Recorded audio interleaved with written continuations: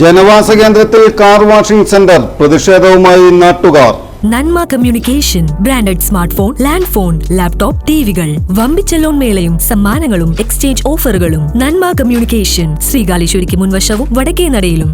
നഗരസഭ Sringapuram NH byline road തൈവാനത്ത് ഹാളിന് സമീപം 17-ാം വാർഡിൽ ജനവാസ കേന്ദ്രത്തിൽ കാർ വാഷിംഗ് സെന്റർ തുടങ്ങുന്നതിനെതിരെ സമരസമിതി രൂപീകരിച്ചു. വാർഡ് മെമ്പർ രേഖാസൽ പ്രകാശിന്റെ അധ്യക്ഷതയിൽ കൂടിയ യോഗത്തിൽ സ്ഥാപനം തുടങ്ങിയാൽ കുടിവെള്ളം ഉപയോഗശൂന്യമാവുമെന്നും ഓയിലും ഗ്രീസും പെയിന്റും വെള്ളത്തിൽ കയറുന്നത് മൂലം ഈ പ്രദേശത്തെ ജനങ്ങൾ നിത്യരോഗികളായി മാറുമെന്നും ഈ പ്രദേശത്തെ ജനങ്ങൾ ഭയപ്പെടുന്നു. അതുകൊണ്ട് നഗരസഭ ഈ സംരംഭം തുടങ്ങുവാനുള്ള അനുവാദം കൊടുക്കരുതെന്ന് യോഗം ആവശ്യപ്പെട്ടു.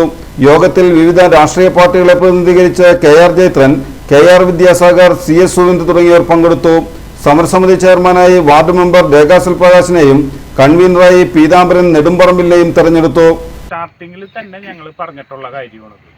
ഇവിടെ ഞങ്ങൾ ഇത്രയും ചുറ്റുപാടിൽ ഇങ്ങനെ ഒരു വീടുകളും ഇതൊക്കെ ഉള്ളിടത്ത് ഇങ്ങനെ ഒരു ഇത് ചെയ്യാൻ പാടില്ല എന്നുള്ളത്. അപ്പോൾ അവർ അതൊന്നും കേൾക്കാതെ ഞങ്ങൾ ഇതുവരെയും ഒരു ബുദ്ധിമുട്ട് അവർക്ക് ചെയ്തിട്ടില്ല. അപ്പോൾ അവരോട് നിരന്തരമായിട്ട് ഞങ്ങൾ പറയുന്നുണ്ട് ഇത്രയും ചുറ്റുവട്ടത്ത് വീടുകൾ. അപ്പോൾ അവർ പറഞ്ഞെന്താണെന്ന് പറഞ്ഞു കഴിഞ്ഞാൽ ഇത് രാജ്യ പുരോഗതിക്ക് വേണ്ടിയാണ് ഞങ്ങൾ ചെയ്യുന്നത്, നിങ്ങൾ അതിനെതിരെ നിൽക്കരുത്.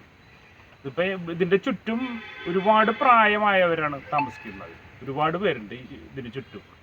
അപ്പോൾ അവർക്കൊക്കെ ഏറ്റവും ബുദ്ധിമുട്ടും കാര്യങ്ങളും ഉണ്ട്. ഒരുപാട് പൊല്യൂഷൻ്റെ കംപ്ലൈൻറ്റുകളും കാര്യങ്ങളും, പെയിൻറ്റിങ്, പോളിഷിങ്, പിന്നെ ഇതിൻ്റെ ഫിൽറ്ററിങ് എന്ന് പറഞ്ഞാൽ ഇത് കറക്റ്റല്ല ഇവർ ചെയ്യാൻ പോകുന്നത്. ഫിൽട്രേഷൻ പ്ലാന്റാണ് ഇതിന് ആവശ്യം. അതിന് 25-50 ലക്ഷം രൂപയൊക്കെ ചിലവ് വരും എന്നാണ് പറയുന്നത് അന്വേഷിച്ചത്. ഇവരൊന്ന് സാറിൻ്റെ ഒരു കുറ്റി കൊണ്ടുവച്ചിട്ട് ഫിൽറ്റർ ചെയ്തിട്ടാണ് ഇവർ ചെയ്യാൻ ഉദ്ദേശിക്കുന്നത്. അപ്പോൾ അത് എന്ത് തന്നെയായാലും ഞങ്ങൾ ഇത്രയും വീടുകൾ ഒരു 10-20, പിന്നെ വെള്ളം ഇതിൻ്റെ തൊട്ടടുത്ത് നിന്നാണ് ഞങ്ങൾ ഫിൽറ്റർ ചെയ്ത് വെള്ളമൊക്കെ ഉപയോഗിക്കുന്നത്. ഇതിൻ്റെ തൊട്ടടുത്ത് നിന്ന് ഞങ്ങളൊരു 20 പേര് ഇതിൻ്റെ ചുറ്റും താമസിക്കുന്നുണ്ട്. ഇതൊരു റെസിഡൻഷ്യൽ ഏരിയയാണത് തന്നെ. അപ്പം അത് എല്ലാ രാഷ്ട്രീയ പാർട്ടികളും ഞങ്ങൾക്ക് സപ്പോർട്ട് ചെയ്ത് ഇതൊന്നും ഒഴിവാക്കി തരണമെന്ന് പറയാം. ഞങ്ങളുടെ വെള്ളം ഞങ്ങൾക്ക് ആഴ്ചയിൽ ഒരു ദിവസമാണ് ഇവിടെ വെള്ളം ഞങ്ങൾക്ക് കിട്ടുന്നത്, കുടിവെള്ളം, വാട്ടർ കണക്ഷൻ വെള്ളം. അപ്പം ഞങ്ങൾക്ക് ഈ ഫിൽറ്റർ ചെയ്ത വെള്ളമാണ് ഞങ്ങൾ ഉപയോഗിക്കുന്നത്. വെള്ളം ഒഴിഞ്ഞു പോകാനുള്ള ഡ്രെയിനേജ് സിസ്റ്റം ഇല്ല. പിന്നെ ഒരു 12 അടി താഴ്ചയിലാണ് ഈ സ്ഥലം സ്ഥിതി ചെയ്യണത്, മെയിൻ റോഡിൽ നിന്ന്. അപ്പോൾ വെള്ളത്തിൻ്റെ കാര്യമാണ് ഞങ്ങൾക്ക്. വേറെ എന്ത് ബിസിനസ് ചെയ്യുന്നതിലും ഞങ്ങൾക്കൊരു താല്പര്യക്കുറവില്ല, അവർ ചെയ്തോട്ടെ.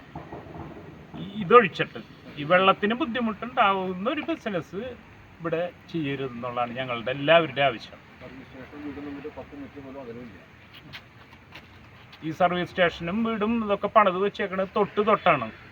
അത് എന്തോരം അകലം ഉണ്ടാകും, 10 മീറ്റർ ഒന്നും